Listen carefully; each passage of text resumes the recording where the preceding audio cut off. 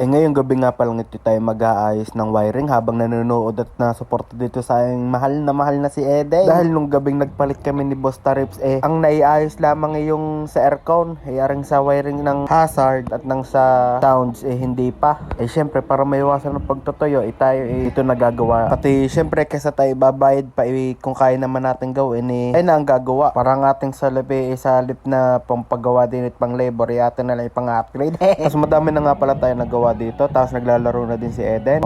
Pinalo ni Eden, bang, pangkasakin mamaya pag uwi. Yun na, 3 receive ni Eden, bang, pakta. Naku po, ba't gano'n ang dalawang ridin pa nagpandalay? Ala, sige, diretso ang paglalaro. Talaga namang inam. Aba naman, itayo ay. Buti naman at tinayo. Yun, at tapos na ang first set. Talaga namang mainit na agad ay. Tapos din nag-iinit na din ng daliray. Talaga namang kasakit na sa daliray. Madami na nga din palang nanonood din ay. Tapos ako yung madami pa ding wawiringan din ay. Mabutit nakatapos din sa hazard. Dahil nga masakit na ang daliri dahil sa mga wire, kaya rin na lang muna ng aking aayusin dahil ang aking Ekron lower nasa right.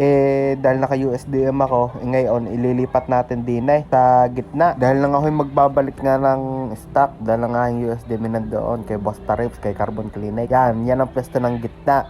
Tapos ayan, diyan ko ilalagay yung mga tape. Tapos tatakluban din natin yung buta. Tinatakluban ko na nga are. Hindi ko na nga lang na-videohan dahil nang hirap. Walang maghahawak ng camera ay. Ayan, ay ayos na kasi are na lang ang problema. Yan yung sa sounds para gumana ang ating radyo. Okay na rin sa ating hazard. Siya, tayo magkakabit na. Taringat, ayos na. Kaya atin munang i-check kung nagana baga ang ating pinagagawa din Kung arigay magliliyab o gagana. Ay, gumana. Ang buong kala ko magliliyab ng kotse. Once na pindutin ko, gumana. Talaga naman pwede na. I-check din natin ang signal light. Gumana din. Left and right. Tapos sa isang araw na lang yung ating radyo.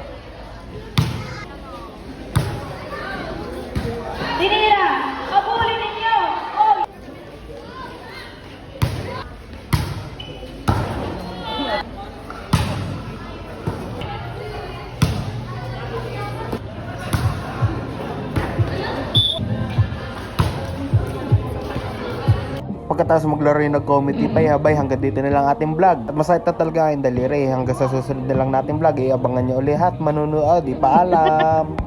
Una ng tinulugang kamalayang pagmulat ay binubulag. Kaagaran niyang tupa na inutusan sa malayang pastulan. Nagsisunod sa kaganapan ng Diyos amang niluhuran. Nagdasal ang takot na ay dinulog sa kataas. Ang bagos karma tinugon at kamalasang pagod na ang nilunod sa katang